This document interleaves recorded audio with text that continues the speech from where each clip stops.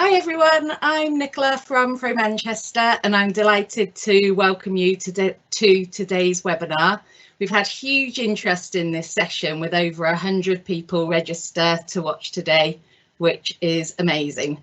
So without further ado, I'd like to pass you over to Kimberley Waldron, who is the co-chair of our FinTech committee and who's going to be hosting today's session.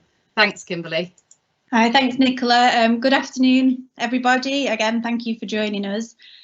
During the next hour together, we're going to be sharing some insights about the effect COVID-19 has had on the fintech sector so far.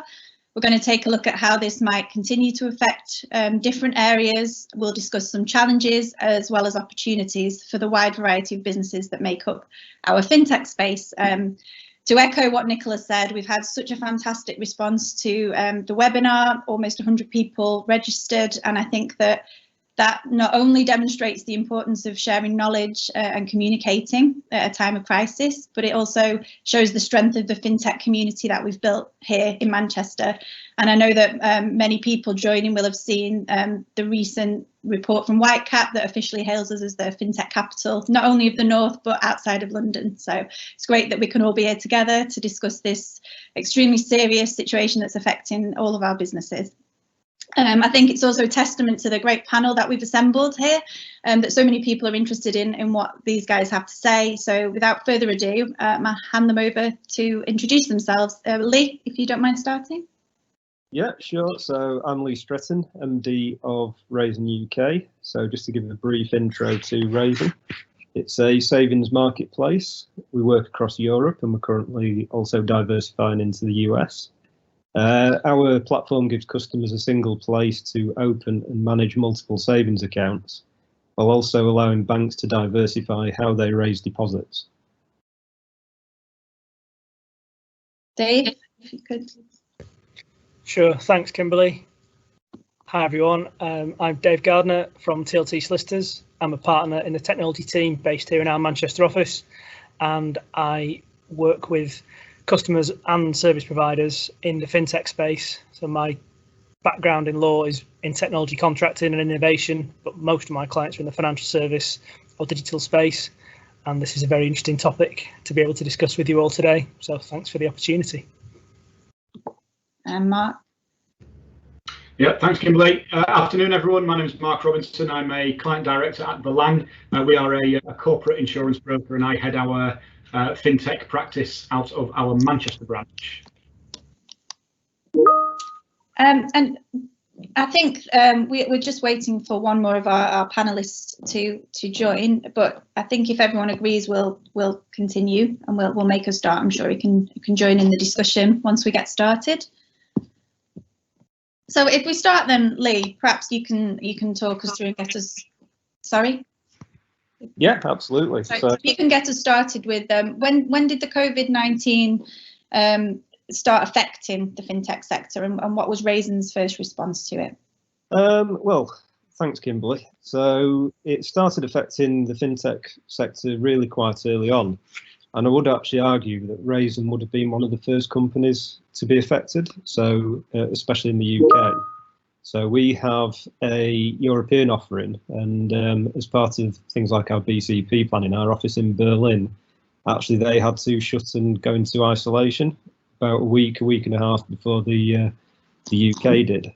So as part of our BCP planning, we would switch things like customer service operations over to our Berlin sites, but obviously we were unable to do that. So we quickly had to scrabble to alter our BCP plans to allow even things like remote working for customer service for engineers and operational staff. That wasn't an issue per se, as we already had systems in place. But we had to actually move very quickly on BCP planning to ensure that we could still service our customers. We actually moved our Raisin UK staff into home office 5 days before lockdown. As part of our planning, we were going to have a trial on the Tuesday before lockdown to check all of our BCP plans were fully operational, and were.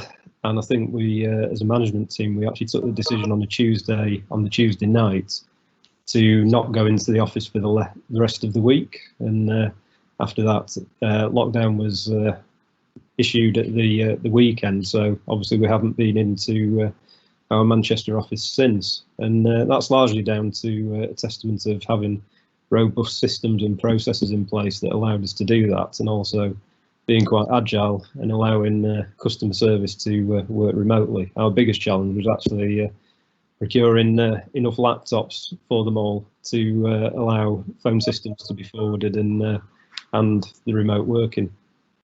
So that's how Raisin did this. Obviously, other fintech businesses will have been affected in different ways and at different times. So pretty much every fintech will already have systems in place, such as VPNs, secure networks, to allow engineers and more operational staff to work remotely. So generally speaking, there wouldn't be any negative effects there. However, when you start to consider the likes of customer service, lots of businesses have had to adapt how they service the customers. So are they moving more to email or online chats rather than telephone services? And businesses have been putting that in place quite rapidly. So equally for fintech, sales and new business could be down, especially if new partners are being onboarded. Running certainly things like due diligence, which is one of the challenges we've had, onboarding new banks is more tricky if you can't have site visits or face-to-face meetings. And in terms of impact on the business, as you say, in terms of behaviour or noticing perhaps more inbound customer calls or a change in traffic or a change in behaviour, how soon did you notice that, and have you noticed it?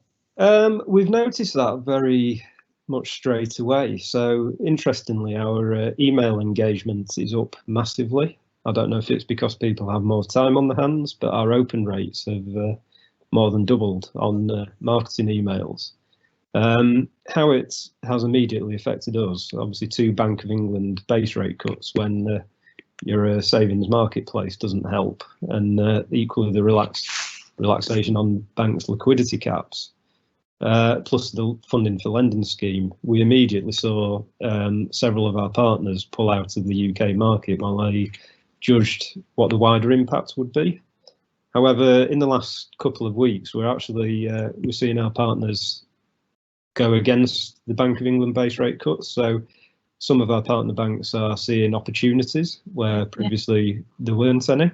So we've actually seen nearly all of our partner banks now have rate increases over the past 2 weeks on our platform, which is good news for savers.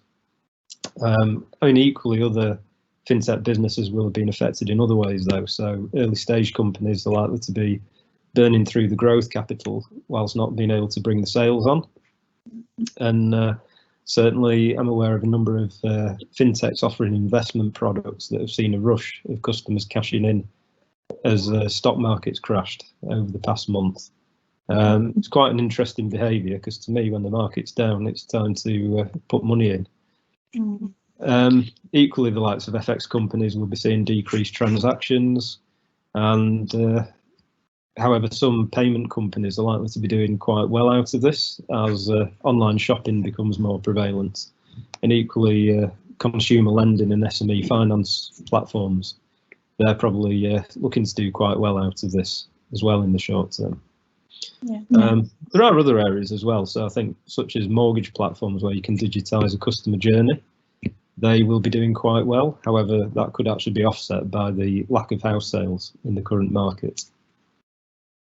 I guess, thankfully, I guess Dave and I will come on to some other subjects later, but that we're discussing that there's perhaps a bit of an argument for the de-evolution of the broad fintech term that we use so much, because it's such a wide variety of businesses, and obviously for some that presents great opportunities, some of the ones you mentioned, and for some perhaps the more transactional type of businesses or the more traditional payments businesses, they're going to be, suffering as their Primark recently said that they did 0 transactions still since the start of lockdown. Well, whoever their payment provider is, they'll have also lost all of that revenue and those transactions. So what do you think to kind of that suggestion that it's going to devolve the broad term fintech by the end of the crisis, once we see the other end of it?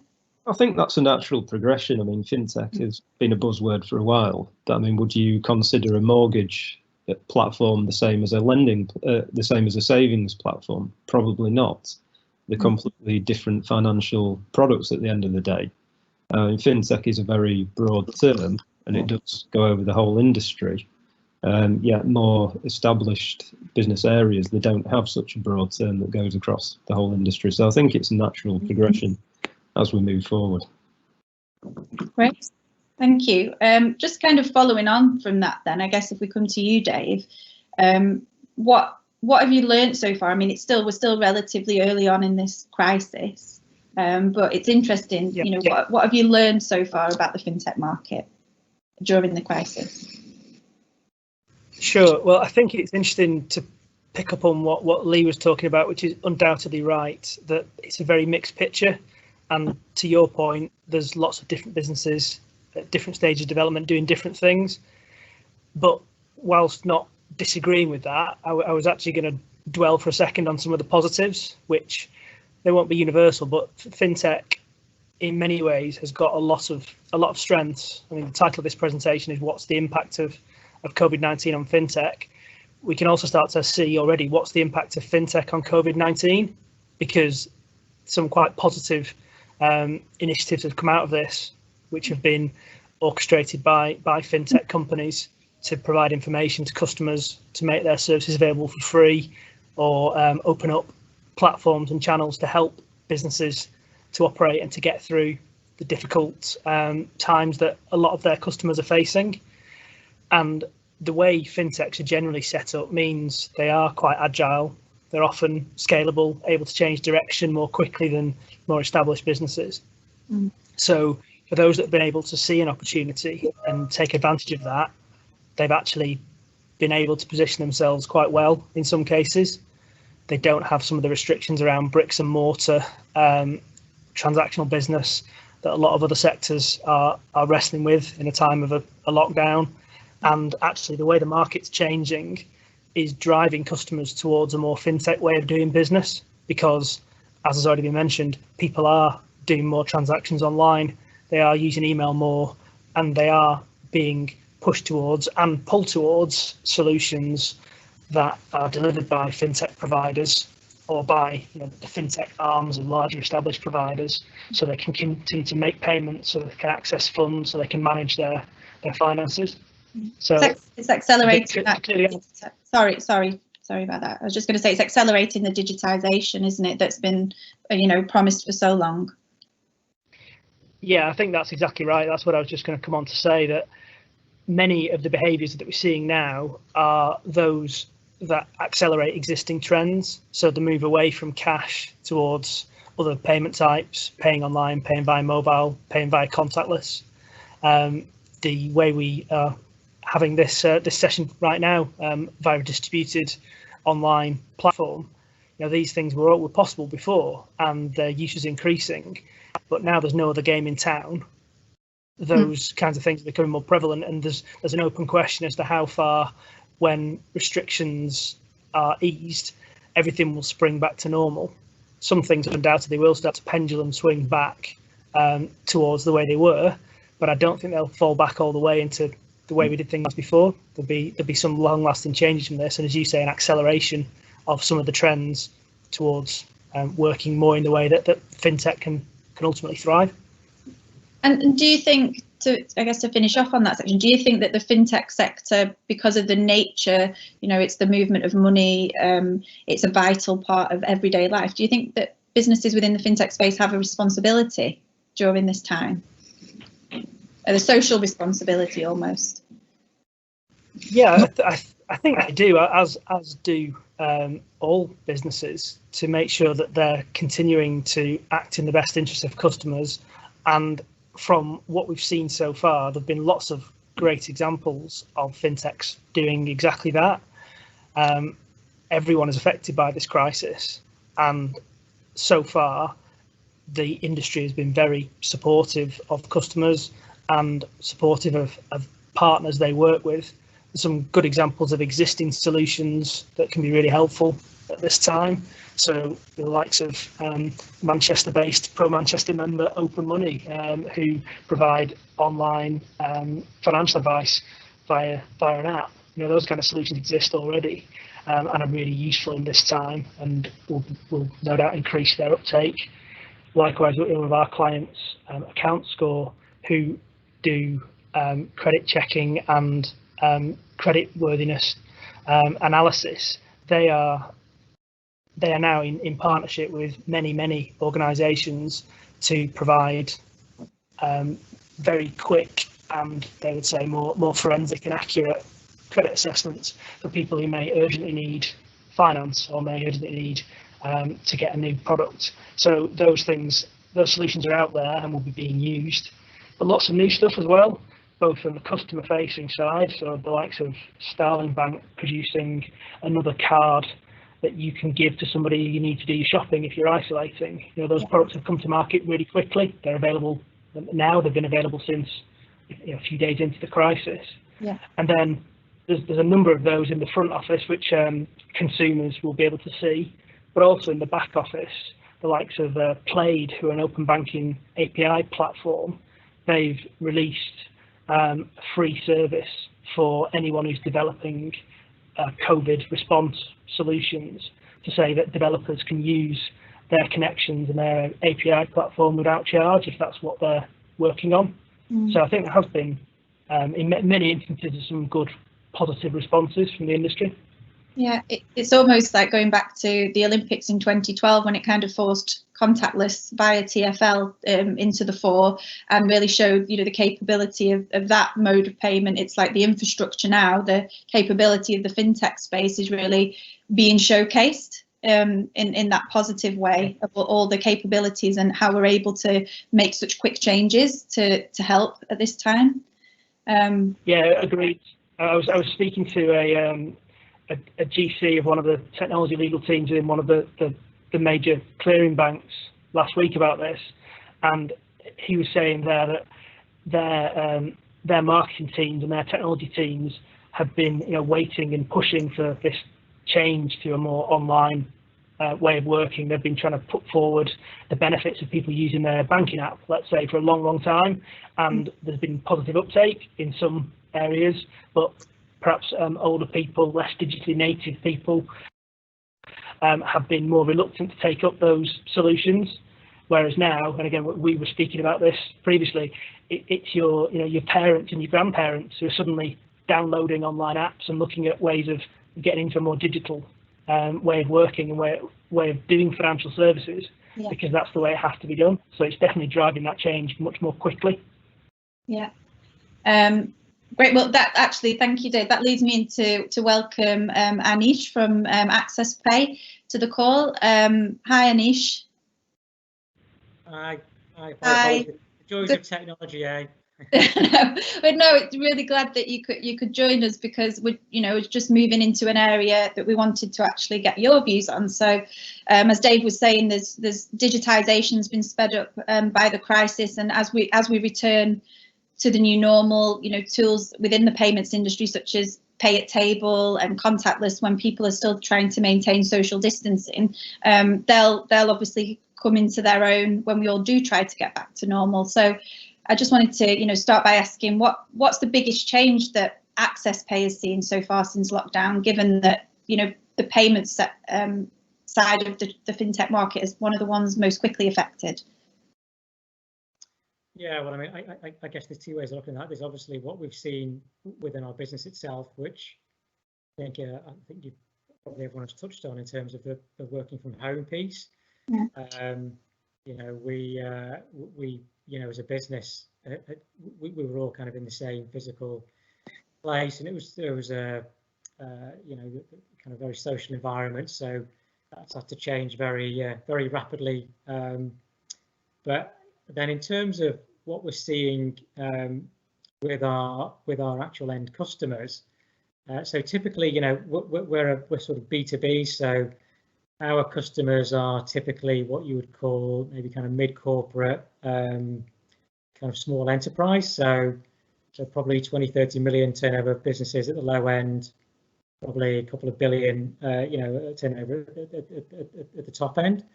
And so actually, what we've seen is kind of a very robust. There hasn't been a huge amount of change really in terms of that segment of the market. So we haven't really seen, those organisations, making any dramatic changes. In fact, what we're kind of really seeing is those organisations using this time to kind of look at just making things more efficient, internally, processes more efficient. I think one of the points that was touched on before was, now sort of projects that maybe put on the back burner or maybe weren't that important, 3 months, 6 months ago, now suddenly go, shooting the list of priorities. So I think that's really, what we're seeing in the market anyway at this moment in time. Okay, thank you. And I guess we've talked about how different businesses within fintech are affected, different types of businesses, everything from kind of reg tech and secure tech through to businesses like yourselves. But have you got any thoughts on comparing how the fintech market might be affected compared to other markets or other global markets, and why that might be? Yeah, it's been really interesting. So obviously we have sort of three institutional investors, so three VCs, if you like, that back our business.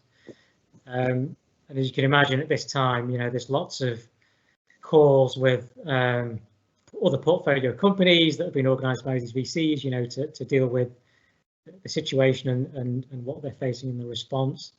And it's really interesting seeing, they've got investments in lots of different vertical sectors, pretty much every sector you can think of. Yeah. And we are incredibly lucky, I think, in the sector that we're in, the sort of fintech sector, and that we're in a much better position than I think a lot of other businesses out there, a lot of other sectors out there. Some sectors have been hit really, really hard. So and so I think we're sort of very, I suppose, very thankful in some sense in terms of that sort of we're sort of in this sector. And I sort of, there's a note of caution with that though. So not all fintechs are going to be able to ride out the storm. So I'll give you an example where one of our investors was talking about a portfolio company of theirs, which was basically a payment processor for gyms, right? So and they went from $1 million a month in revenue to nothing, right, overnight, right? So it's not that the sector as a whole is immune. But I think generally speaking, as a sector, businesses, need to collect money, they need to pay money out, they need liquidity in terms of access to capital. So I think if you're playing in one of those three areas and your end customer base is not in a sector where transactions have just dropped to zero, then you're in probably a better place than most. Yeah, I guess there's something to be said about it's probably then going to be a lot of newer market entrants that are perhaps dealing with a particular niche element of fintech where their risk isn't spread so much across different verticals. So the services that they offer aren't they're not spreading the risk across like many businesses are, like you guys are. They're going to be hit the hardest. Perhaps then, Mark, we can bring you into the discussion now about what economic impacts have you seen so far on your client base, being that you see such a broad range of businesses. Yeah, well, it's quite similar to what Anish was just saying, to be honest. So I've managed to catch up with all of my clients now over the past few weeks, and it's quite clear that the economical impact varies across the different types of fintech businesses that there are. So again, for example, looking into payments, one of my clients is an electronic money issuer, and they've seen a top line load value shift of about 20%. and it's down to the it's been mentioned earlier, it's purely down to the change in consumer behaviour. So across the payment space, if you look at the sort of B2B operators that are running corporate cards, these guys are going to be hit really hard as corporate spend pretty much diminishes. Linked with that, I read the other day somewhere that Visa and MasterCard have cut their revenue predictions down for the year substantially because people aren't using credit cards to book travel anymore. So I think those companies that are transactional services or derive their revenue from payments, that revenue is obviously declining because spending is decreasing, albeit there is starting to be increased online spending. The overall spending using cards is decreasing. So that's as we've mentioned, it's affecting the business model of any fintech who relied on scaling up their customer base, making small profit margins from money transfer and payment services. Fintechs that rely on cross-border transactions from travel spending or international payments, they're being massively affected due to travel restrictions and international trade restrictions. So, I mean, overall, it is that customer behaviour. Overall, the vast amount of e-commerce transactions are being reduced from what I'm being told from clients. People do seem to be spending less on clothes and sofas and what have you, and people, as Lee mentioned, people are tending to hold on to the money a bit more, and this is where I guess that behaviour people are being forced into trying to save. Obviously, again, as been mentioned this afternoon, eating out has stopped. So companies that are providing payment terminals to restaurants and what have you are being hit because there's a lot less or no payments going through them. And then just looking at it from a funding perspective, VCs and investors will start to look to liquidate their assets. So, and again, Anish touched on this, fintech startups and scale-ups are going to have to tighten the belts in order to survive. I mean, as we know, before COVID-19, there were actually a limited amount of fintechs that were breaking even, let alone making profit. So most of those were relying on year-on-year growth, operating on their investors' money, which it just sadly isn't going to be there, I don't think. So if we look at Q1, fintech deals fell shortly during that quarter. And I suspect that will probably continue on. So adding all that into the pot, sadly, I think there are going to be some casualties in fintech, and I think it is going to be those less established businesses that are in sort of startup scale-up mode. That's generally what the clients in the market I've been speaking to over the past couple of weeks. That's the general feel around there. I mean, I have to agree. There was an article I read. I'm not going to name names now, but if anybody wants me to send them the link afterwards, I will. But issued by one of fintech's kind of biggest success stories, and questioning the approach to the market and how the whole fintech market operates if within just a few weeks of lockdown there's so many casualties already. So it's quite interesting, and perhaps it is an opportunity to have some reflection. We touched on earlier about fintech becoming a buzzword, as Lee said, and perhaps there's an opportunity for some rationalisation, which seems perhaps premature, and obviously it's not a great thing for businesses to be suffering. So perhaps now, Mark, talk a little bit about some of the greatest opportunities for the good and for the positive, but perhaps on the negative side a little bit, what are the opportunities for the fintech business post COVID-19? Yeah, I think we had a quick discussion earlier, Kimberley, and we would both sort of mentioning if we can find the magic recipe to come out of this with a great idea, then we'll be laughing. Yeah.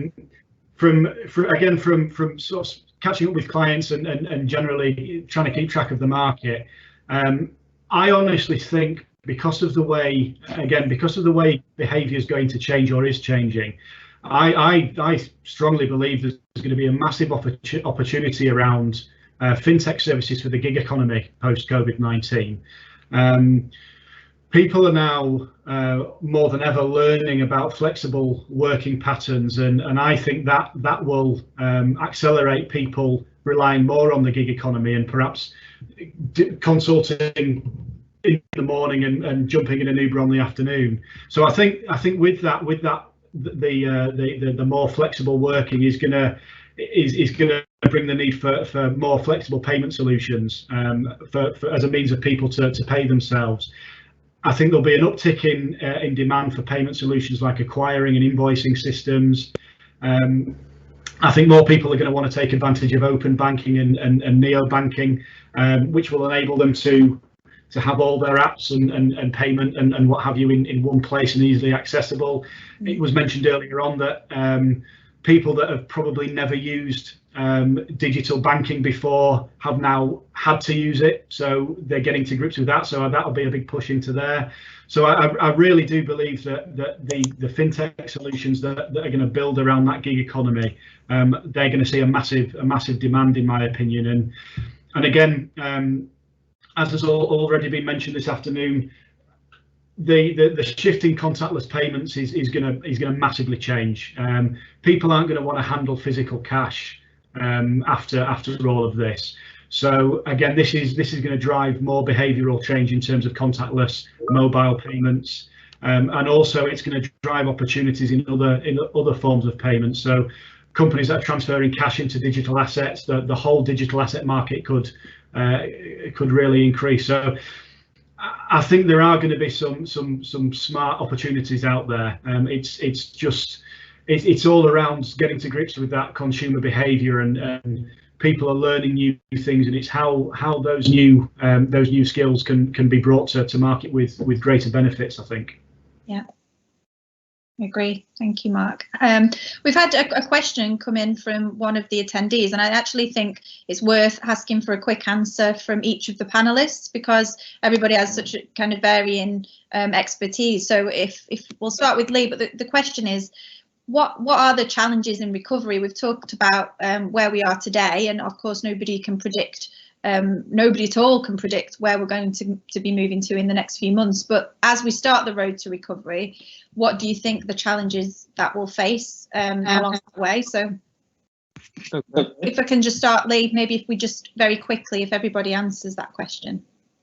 Yeah, I think just touching on what we said earlier, this the road to recovery. Again, fintech's a broad spectrum of what it encompasses. And as Mark said, there's some companies that won't actually need a road to recovery. They'll be going through a boom at this phase, and others will obviously need to recover in the future. So obviously there's things like the government furlough scheme, so that can help with companies that literally can't operate during these times and hopefully retain some of the cash so they can continue business in the future. As we come to a new degree of normality, it really does depend upon the business. So I would imagine, looking at the state of play at the moment, that things like the bars and restaurants will probably be some of the last things to reopen. And therefore, again, as Mark referenced, there's companies that take payments or terminals for restaurants to operate. They could be in for the long haul as far as the downturn is concerned. For me, this really depends on the industry. I mean, again, travel, that could be disrupted for quite some time. So it's too broad of a question, really, I think, to give one quick answer to. I guess maybe Dave, you could chip in there from maybe a different perspective, advice maybe your clients are looking for already. Yeah, absolutely. I think a lot, just to sort of look at it thematically, what we're talking about here is a period of unprecedented disruption and also unprecedented uncertainty, where at the moment there's only guesses as to where we're going to come out of this and when.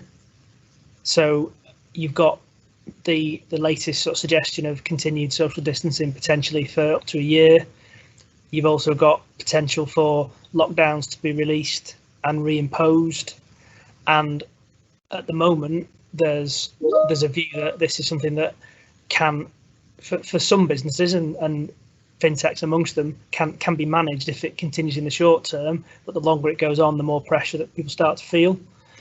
And that's certainly true if we start to see some of the current government schemes, which are by no means perfect, but undoubtedly helpful.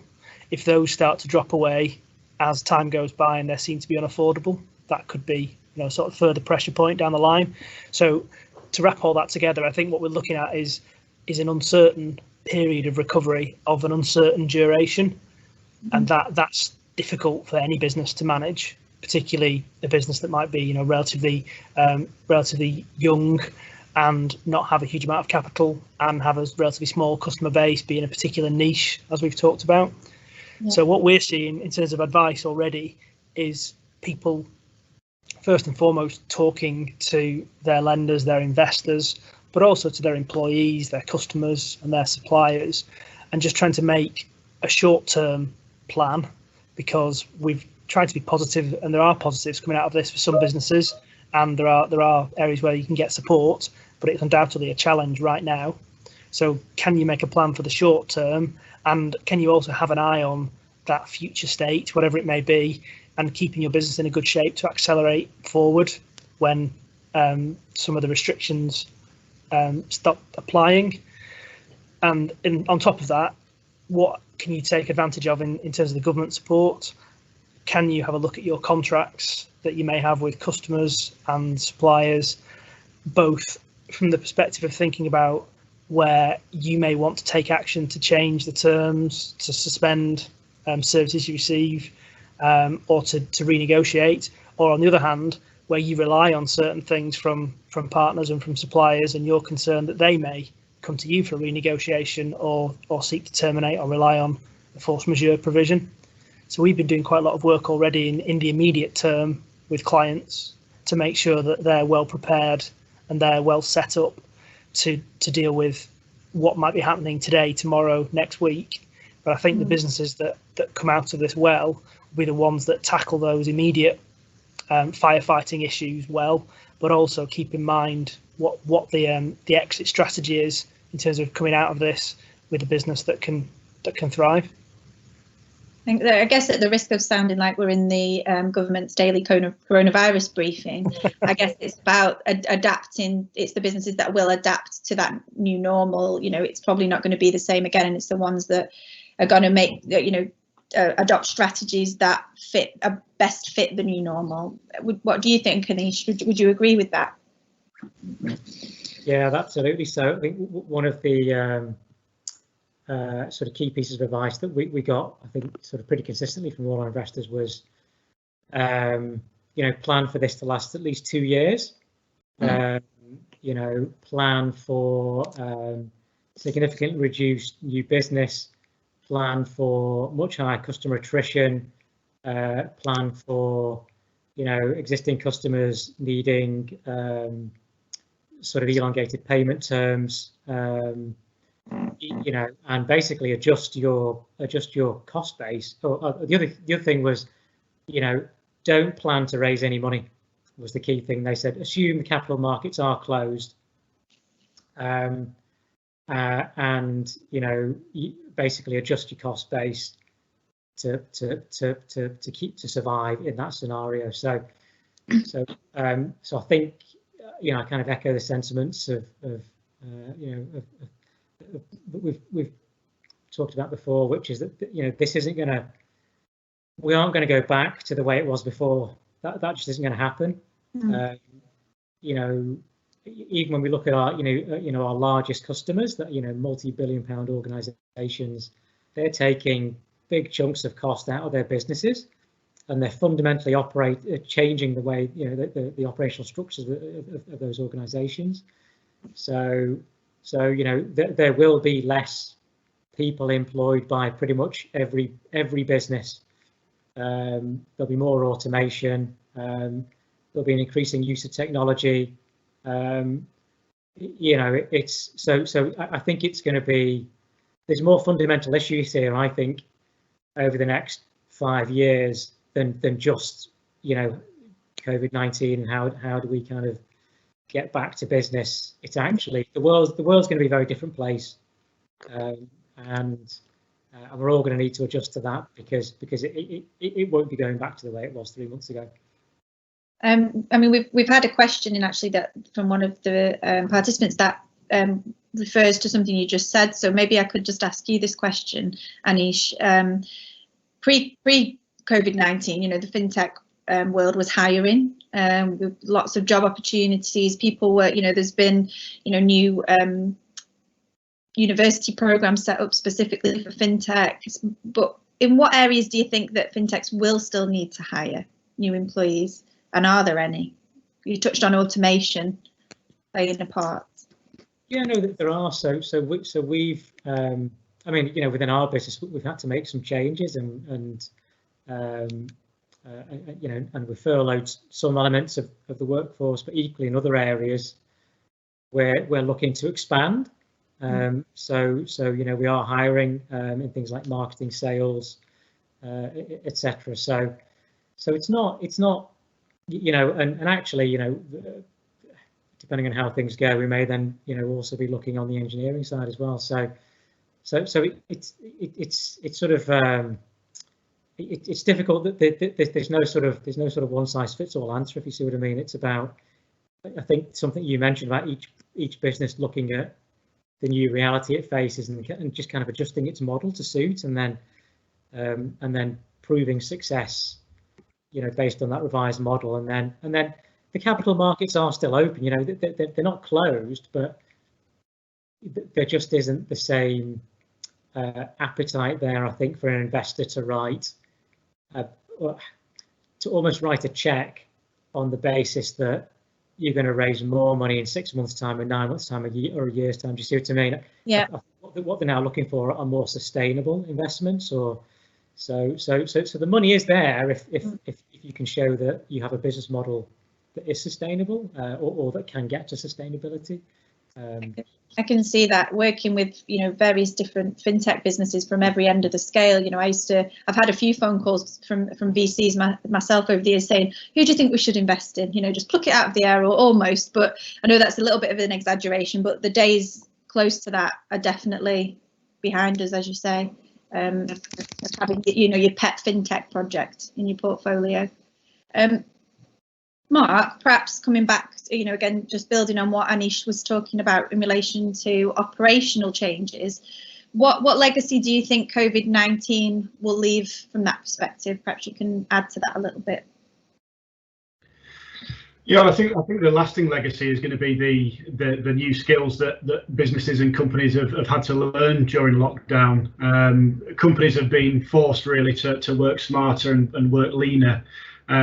So, for example, I've got a client who had budgeted for Q4 this year to increase their office space quite substantially, and now they've realised they don't actually need to do that, because they've learned that 100% of their workforce can operate away from the office with zero downtime. So instead of having that increased office space and having everyone in the premises at once, they're going to switch to remote rotors, so that they'll have a group of people working from home 2 or 3 days a week, and then rotated on and off throughout the month. So that smarter and leaner working is going to be a big legacy. I also think, to add to that, I think companies will increase their spending on digital professional service licenses, things like Zoom and other sort of paid professional services. We've all learned how to video call. We now all know that it works, and we've generally all got to grips with it. So I think the savings that can be made on travel, both domestic and international, will far outstrip the additional expenditure that's going to be made on those pieces of software. And again, this won't also it will not only just benefit the P&L, it's also going to be a huge benefit to work-life balance as well. If we have more people taking part in video conferences and what have you, as opposed to travelling up and down the country, it's going to be huge on the work-life balance, which again can then link back to the whole employee thing. So just smarter ways of working is I think going to be the strongest lasting legacy. It's harking back to the same word over and over again this afternoon, but it is just that change in behaviour is going to drive everything that goes on post COVID-19. Agreed. We have had a really good point. Actually, it's probably a good time to ask now. Stuart from Manchester Metropolitan University has commented that the Future Fund will be launching in May, and it'll be delivered by the British Business Bank, and it'll provide loans between 125 and 5 million with private investors, and matching the government commitment. And I guess what that's prompted me to think is, how important is it that we as an industry don't write off casualties of startups and write off casualties of this COVID-19 just simply because they didn't survive? And how important is it that we maintain bringing in new ideas, fresh technology, innovation, younger people coming straight out of the university programs that are going to continue to forward the industry? How important is it that funds like this are available and are publicised so that we can continue to evolve as an industry? I guess perhaps start maybe Anish or Lee could answer that one, or both of you. Yeah, happy to. I think like I said, the investment markets are still open. All of our investors, all of our sort of institutional investors are still investing. They're doing new deals. That hasn't stopped. And they always say the best businesses are born out of the toughest times, right? So if you can start a business now in a time like this, you're going to have a pretty robust, sustainable business. So I don't actually. I don't sort of have a pessimistic outlook, if you see what I mean, in terms of, innovation and what the future is going to be like. I actually think that there will be a lot of innovation. There'll be a lot of new products, services, things created that we just haven't thought about before, and there's going to be some great businesses created as well. So yeah, it is about sort of backing those sort of entrepreneurs at the early stages and giving them more help and support. And so yeah, anything can be done to do that is a good thing. Lee, do you have any thoughts to add to that? Yeah, I think just carrying on from where Anish left off, I think innovation will always happen, and equally I can see COVID-19 helping to push this along. We've certainly seen new products being launched. David mentioned earlier such things as the second debit account on the Starling account. That's a great innovation for allowing people to give a second debit card if they've got to shield and stay at home.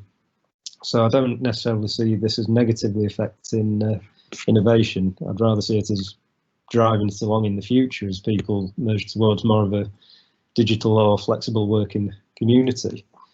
As Anish said, the investment markets are still open, and overall the British Business Bank initiative is a really positive one, because obviously small startup businesses may not be eligible for the loans and grants that are currently available, because a lot of them will be pre-profit.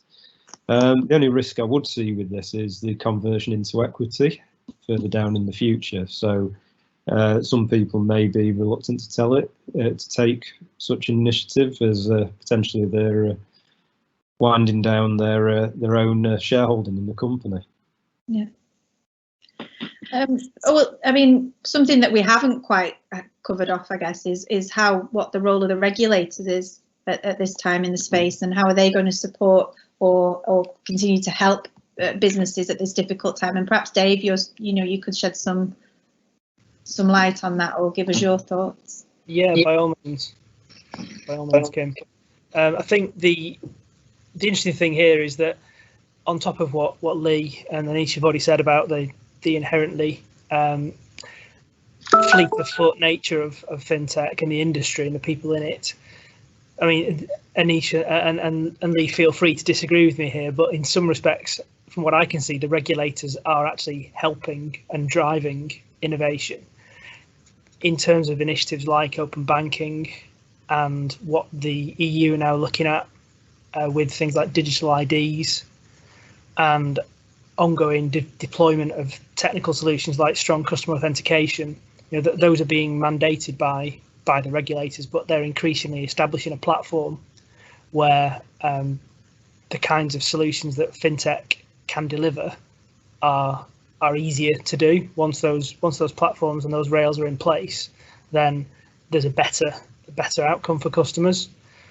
And what we see now is an initial retrenchment. When you look at things like the FCA's business plan this year compared to last year, it's quite different, and understandably so, because there's an immediate term focus on looking after customers and consumer protection, rather than some of the more grand ambitions around things like the transition to open finance and keeping innovation at the top of the agenda, which was maybe the case last year. So that change is understandable in the short term, but those initiatives continue in the background. Things like the digital ID program is running on, the open banking program under PSD2, and the changes that have been made by the open banking implementation entity in the UK, and to implement strong customer authentication in the UK and across the EU.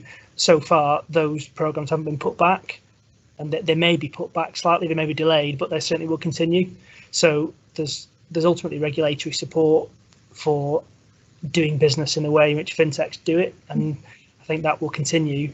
And if companies can get through the initial periods of disruption now and have a business model that's sustainable in the long term, then in the same way as we've seen a short-term move of customers working in the way fintechs perhaps would like them to work, we'll probably see that the regulatory framework catch up with that more and more as well.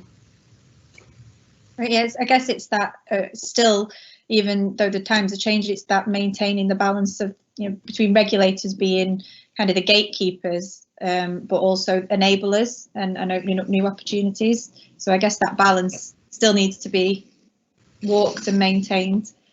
It does, definitely, but I think more and more that's where we see regulators trying to operate. As I say, participants in these markets may sometimes see that that's not done perfectly and not done as well as they may want. But if you look at things like PSD2, like data protection regulation with GDPR, a lot of that is not about stifling innovation or stopping people using data to create new solutions. It's very much intended to be about doing innovation and doing change, but in a way that protects customers. Mm-hmm. And it's not meant to be a barrier to change. It's meant to be an enabler, but in a secure and structured way. So again, we can have a separate debate about how far those objectives are achieved, but that's certainly the intention of a lot of the regulatory initiatives that we see being brought forward. I agree. I think then it becomes about communication. I would say that as a communication person, but I think it then becomes about the communication between the regulators and the tech businesses. Okay, so from the regulators to the banks, Lee, perhaps you could share some thoughts with us on how you feel the banks are responding to COVID-19. Yeah, so the positives and negatives come out of this. If you think about traditional banking products, banks are heavily reviewing their liquidity requirements, so a lot of the savings rates are dropping, especially on more of the high street or the better known traditional banks, and equally lenders are tightening criteria. So, for example, banks are generally only offering a 75% loan to value mortgage at the moment, whereas 90 or 95% were quite commonplace just a few weeks ago. On the more positive side, we're actually seeing banks embracing the digital platforms, which will be good for fintech in the long term. So we're seeing a number of banks adopting branches for people that can't access straight away digital banking. So they're allowing like social distancing within branch and equally assisted setup of online banking in branch terminals. So customers can in the future operate their bank accounts online.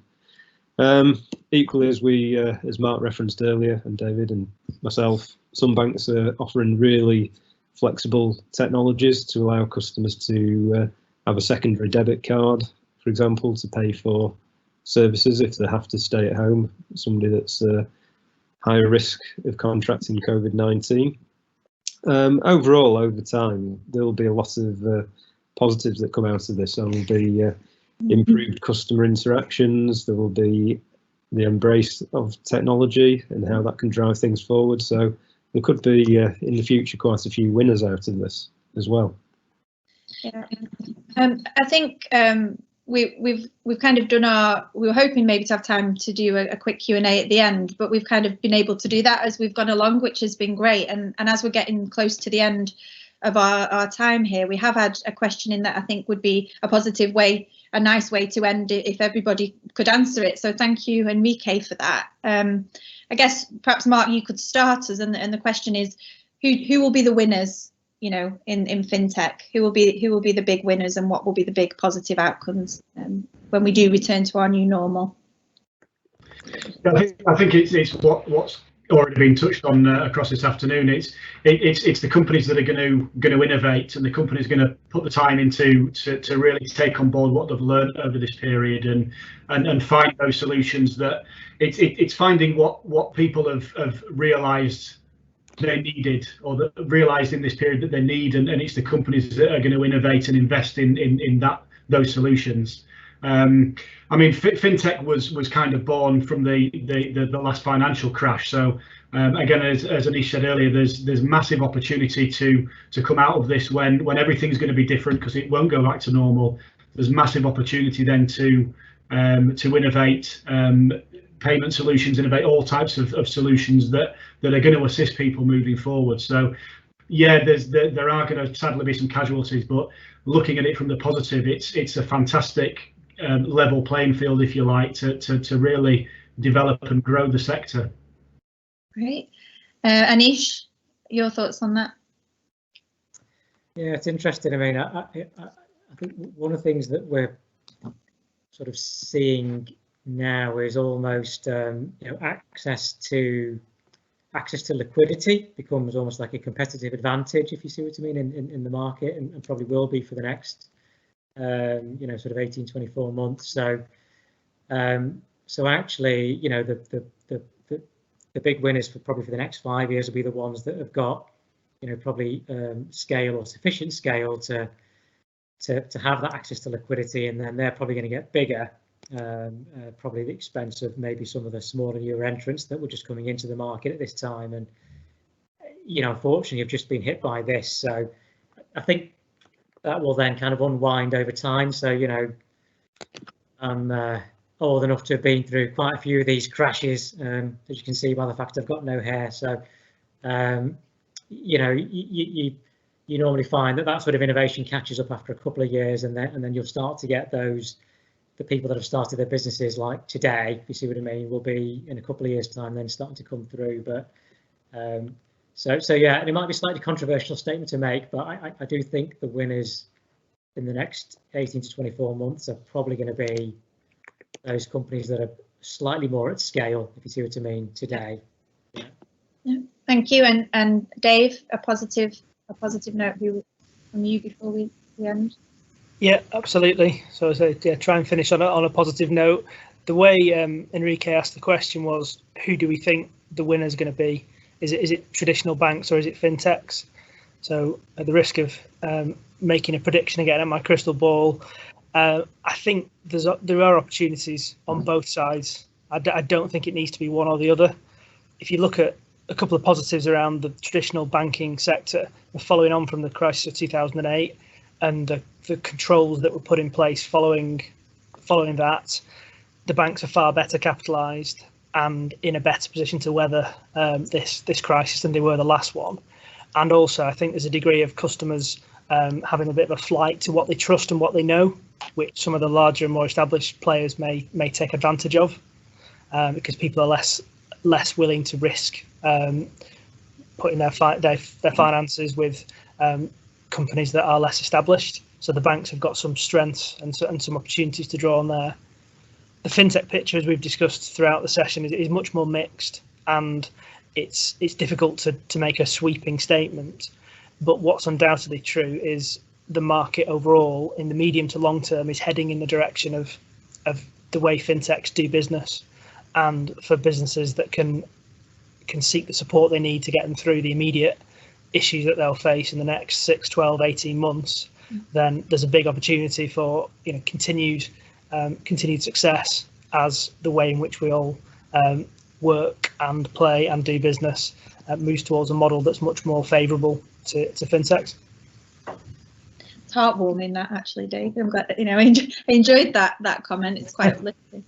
And Lee, if you could, as the final comment of the day, of the session, if you want to close us out with a final comment, as we've reached the hour now. Yeah, I think both banks and fintechs could be winners. I think partially this could be driven by them joining forces. So as with any situation, whether you're in a global pandemic, financial crash, or you're in a boom period, businesses with really good innovative solutions, strategies, or great products will always win. So nothing's really changed there. I think those with the innovative solutions could arguably progress more quickly in the current situation and therefore be bigger winners. So anybody that answers a common customer pinch point or issue that a business may have with a great solution, they'll always win. So nothing's really changed there as far as this is concerned. And just to echo what Anish said, I do think that customers or companies that have established a presence and are scaling up will continue to scale up, and they are, unfortunately, in the current situation, more likely to win than a really young startup. But there's a lot of opportunities there as long as you can find that niche and the good product to operate. Great, thank you. It's a perfect note to end on, I think. So thank you to all of the speakers and to everybody listening in. The full session will be available via YouTube link that I believe Nicola will be sending around shortly. And I guess if anybody has any further questions that come to mind and want to contact the speakers directly, they can also get in touch with Nicola from Pro Manchester. So I think thank you to everyone. Stay safe, and I hope that you've enjoyed the session and it's been useful. We probably could have spoken for hours, but I think we covered some great topics there. So thanks everyone.